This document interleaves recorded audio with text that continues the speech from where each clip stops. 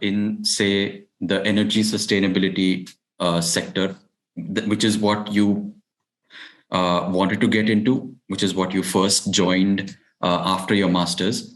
What is it that, a couple of questions there. So, what is it that you think people in the industry, especially recruiters, look for in fresh graduates? And was there a certain pay grade that you expected, and did the pay grade that you received match your expectations? Yeah, so two things. So I'll probably answer the second question. So pay grade was you don't have a lot of good visibility on the pay grade, right? It depends on companies and the sectors that you focus on. Okay. There's a really broad range, and it depends on what level you're entering into.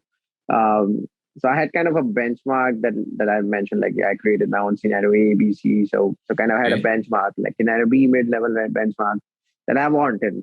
So I had some number in my mind that I wanted, but obviously it depends on companies and sectors where you go Yeah, and yeah. cities also. Cities, US is very definitely. diverse.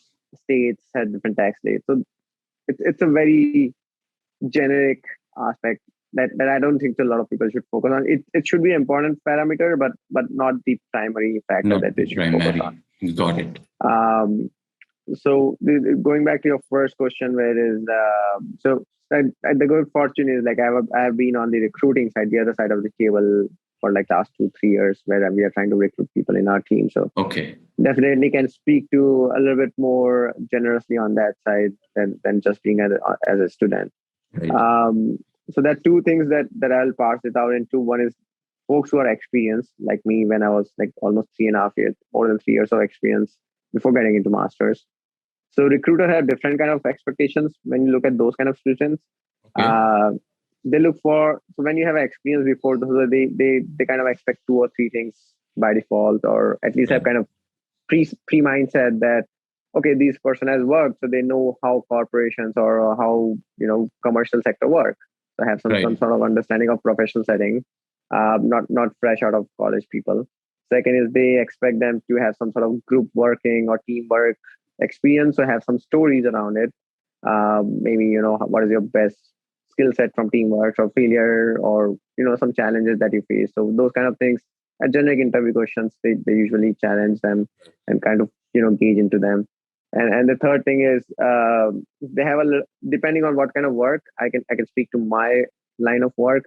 Having a good analytical skill is something that we focus on. So somebody who has already been in professional setting, been in that kind of job, so we expect that okay, this person is very well versed with basic tools like Excel, PowerPoint, Got Word, it. or Got it.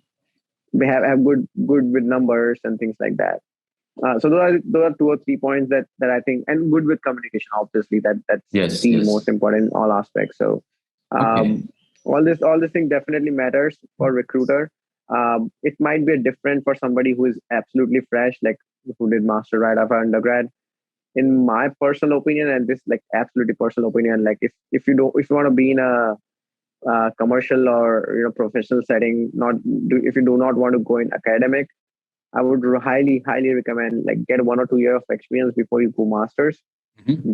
That really makes a big difference in what you can achieve in masters, because you have some understanding of what happens in professional setting, Yeah. and then you can actually focus on what you really wanted to do or not want to do.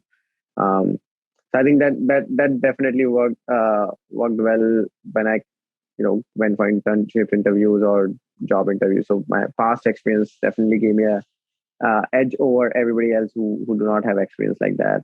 Got it. Secondly, have a very focused stories around what you are doing and why you are doing and what you're Okay. focusing on.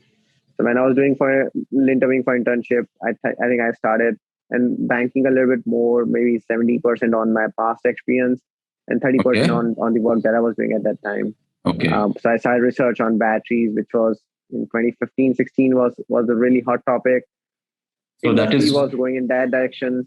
that is what you When I mostly spoke, did during Michigan, right? Your work was yeah, mostly, and your thesis also. yeah, on batteries and implication in the power markets. And I got really lucky to know a little bit more about that. One is my advisor; he was Hmm. a little bit more closer to industry.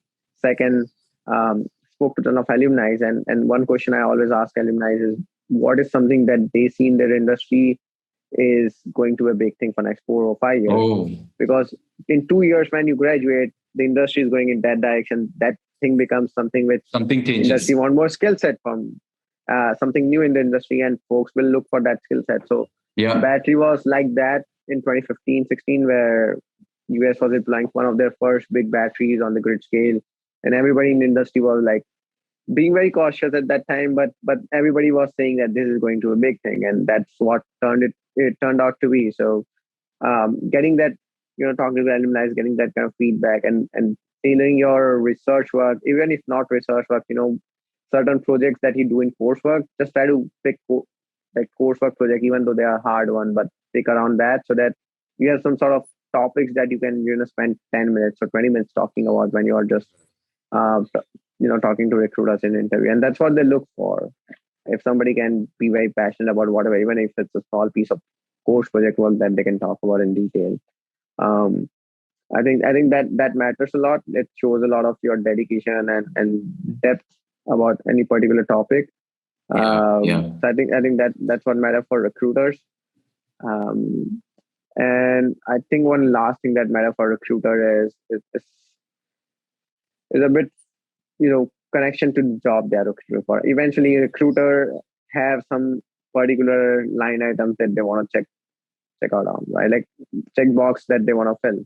yeah, yeah, yeah. If I'm personally recruiting for power market internships, I want somebody who knows what an ISO market is, what is power market is, what is energy, what is capacity, Of course. and basic aspects. So I think those, being very, very, very aware about those things when you're applying for jobs, make sure that your resume speaks to that before even, like, you get a chance to speak to a recruiter. So that, being a little bit aware about that, spending a time on resume and making sure the words align with, just drop the words that are in the job requirements, Okay. and be cognizant of your experience and stories are tailored around it in your resume, as well as when you talk to them, that they can be convinced that you have the skill set, basic skill set that they are looking for. Not try to So sell yourself, but try to tailor yourself to their need. I think got I it, think got that it. So that's the right way to put it. that's a really important thing, tailoring oneself, and that is also, I mean, that is quite kind of ubiquitous.